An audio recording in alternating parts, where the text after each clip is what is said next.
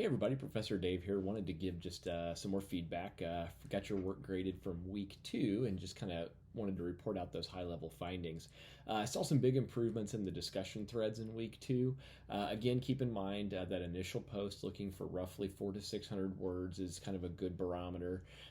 Looking for that, graduate level critical thought and analysis. Go beyond just summary. Okay, so get critical, take a position, support it with your sources.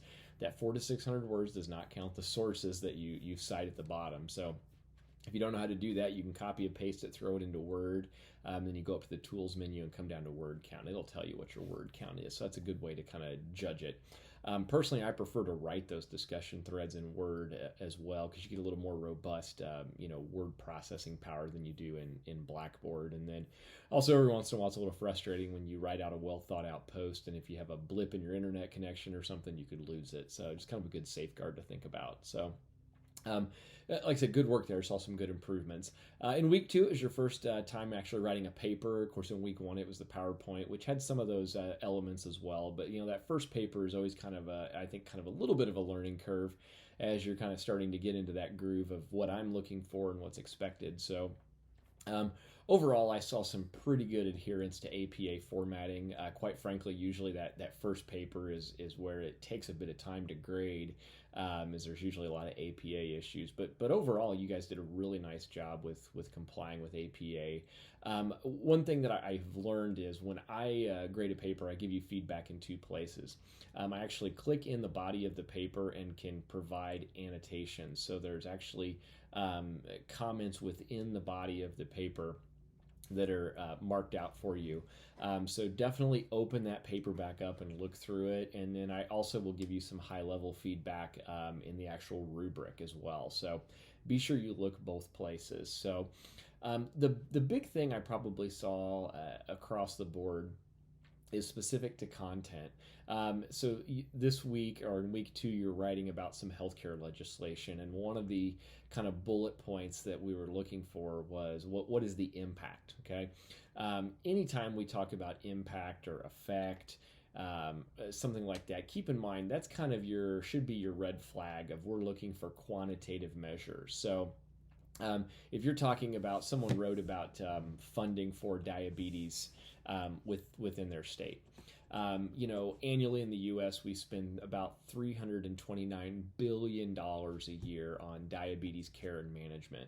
And the writer was talking about how, well, this will be impactful. It will educate more people. It will reduce hospitalizations.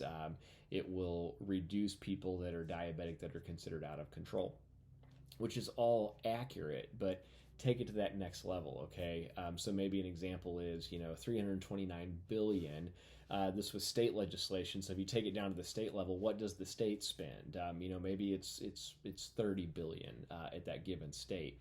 If I can reduce that by 10%, what's the impact to that? So provide some of those actual measurable quantitative data points that support the writing, okay? Because if we're talking numbers in the billions and, we're talking about a savings of 10%, that's pretty impactful, right? $3 billion. Tell me a state that wouldn't be excited to save $3 billion in their budget. So when you think about those things, anytime we're talking about impact, and in the healthcare environment, when I think about impact, I think of things like, does it reduce length of stay? Does it reduce readmissions? Does it reduce surgical site infections? All of these things are real things that I can measure and provide metrics that are very powerful.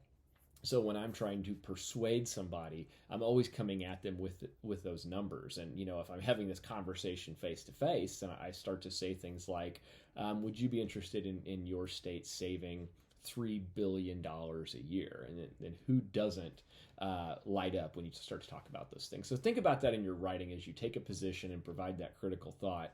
The numbers don't lie, okay? I heard the expression a long time ago, in God we trust, everyone else bring data. So if you can bring those data points into your writing, that really helps you jump out. So that was the big thing I saw. Like I said, overall the writing was really well done. And please, if you have any questions as you review the feedback that I provide both in the body of the paper and also in the rubric, don't hesitate to reach out. So hope you all have a good week, and I'll talk to you soon.